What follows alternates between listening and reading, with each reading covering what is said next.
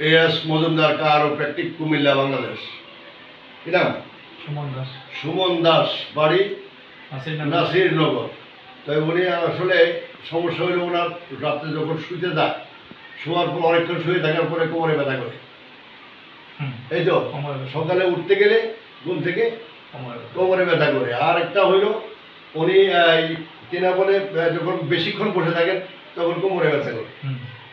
এর কারণ কি? এর কারণ হলো ওনার পায়ে ব্যথা নাই। পায়ে ব্যথা আছে? পায়ে কোনো ব্যথা নাই এই পর্যন্ত।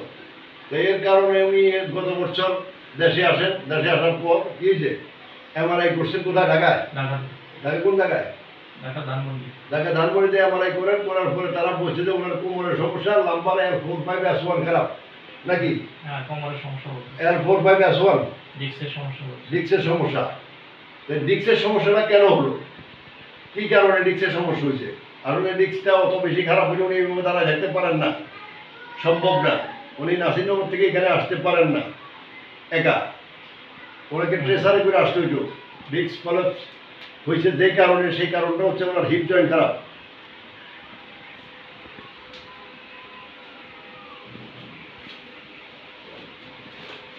শোন,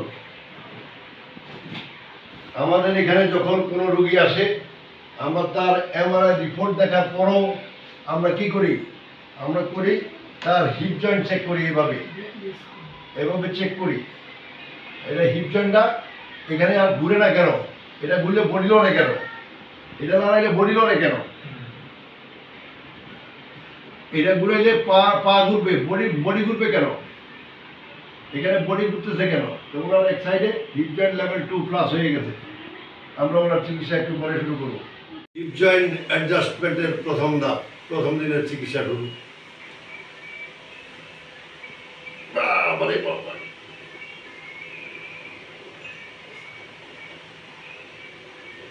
বুঝতে পারছেন আপনার রোগটা কোথায়?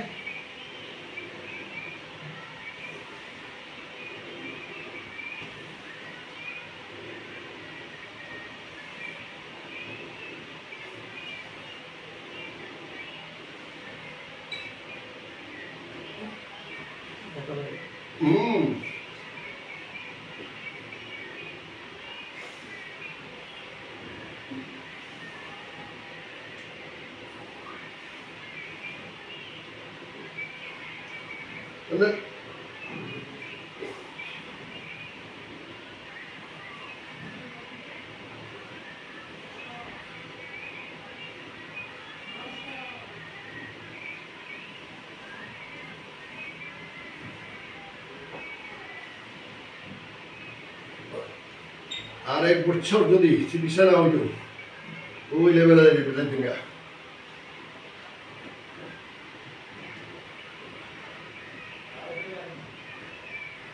যার কারণে এইসব রোগ নিয়ে কখনো দেরি করতে হয় না। যার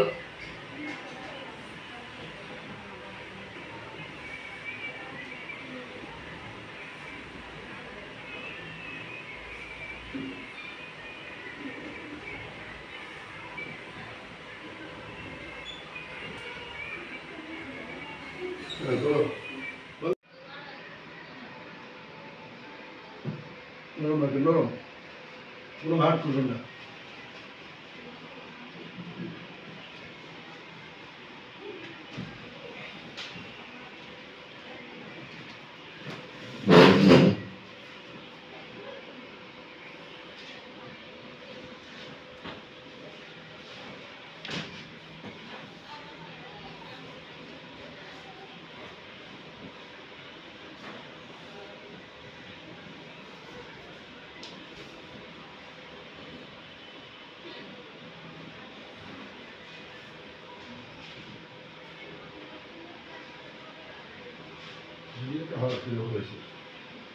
সব করে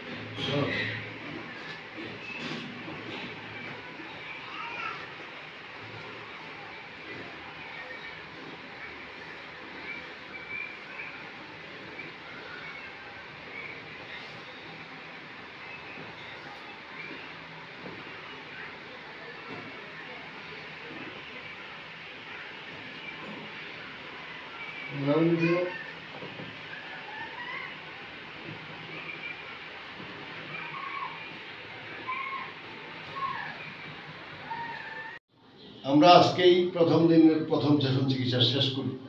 সে দুবাইতে থাকে এবং দুবাইতে গত বছর এসে সে 1 মাস চিকিৎসা করে গেছে। কোথায়? ঢাকায়। কিন্তু ফলাফল জিরো। এখন এটা উঠো তো, এই যে 20 কেজি ওয়েটটা আছে, উঠো। বারবার উঠো তো, উঠেই সোজা হয়েছে। হ্যাঁ হ্যাঁ, ধরো নাও, চলো। আপনার পেশেন্টের ভগ্নিপতি না সারা আপনি যে বলছেন যে আপনার পেশেন্টের কোন ভগ্নিপতি না সারা এটা না, এই যে উনি না পেশেন্টের ইয়ে। হ্যাঁ, না, নিচে বসো, নিচে বসো, নিচে গোড়ে লাগো, পায়ের গোড়ে লাগো। আরো একটু সামনে আসো, বসো। তোমাকে এই কাজটা করার জন্য নিষেধ করছে না? প্রথমে নিষেধ করেছিল নিচে বসা, তারপরে হইলো ওই যে ওয়েট উঠানো, এগুলো নিষেধ করা হয়েছে।